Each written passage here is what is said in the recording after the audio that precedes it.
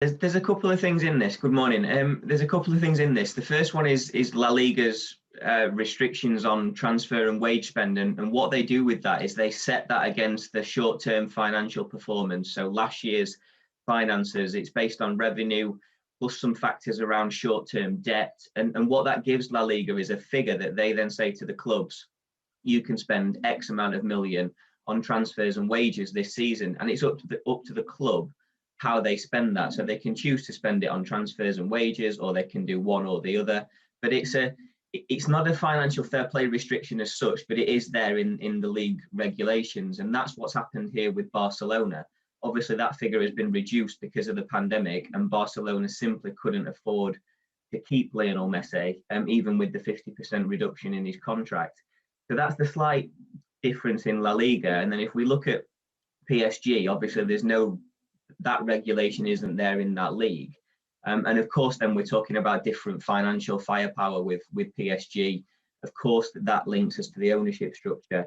But also, if you look at their financial performance over the last couple of years pre-COVID, they're actually looking okay against the FFP regulations that UEFA set. So, yeah, in summary there, you've got league regulations playing a part, and you've also got the financial difference at the minute between PSG and Barcelona.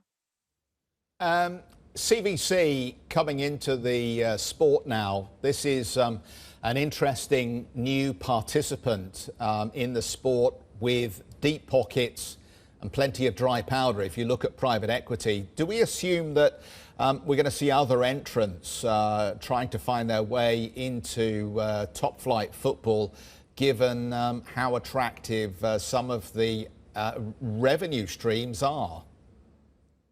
I think that's absolutely a reasonable argument to make. It's one of those things that we've seen probably quicken because of the pandemic. Private equity firms we're always going to be the next big play in the market, I think, but that's probably quickened, and they've seen opportunity in the crisis almost.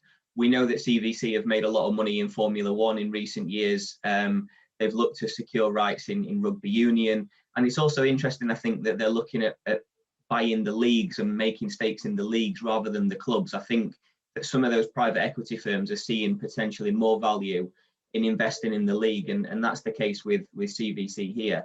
Of course, losing Lionel Messi for La Liga and that deal is obviously a blow, but I think we will see private equity come more and more into the fore as leagues and clubs look for different models of financing post the pandemic. As part of that agreement, CVC is entitled to 11% of the media rights revenues over the next 50 years, which seems extraordinary because I think most of us cannot anticipate where streaming services go, what the broadcaster landscape looks like in 10 years, let alone 50 years. Can you comment on the nature of this clause? Yeah, absolutely. I completely agree. It's unusual to see a clause stretch that long in a contract, and I think that's what obviously Real Madrid and Barcelona have been the two biggest, voices that have been shouting loudest against this, and that's what they're citing.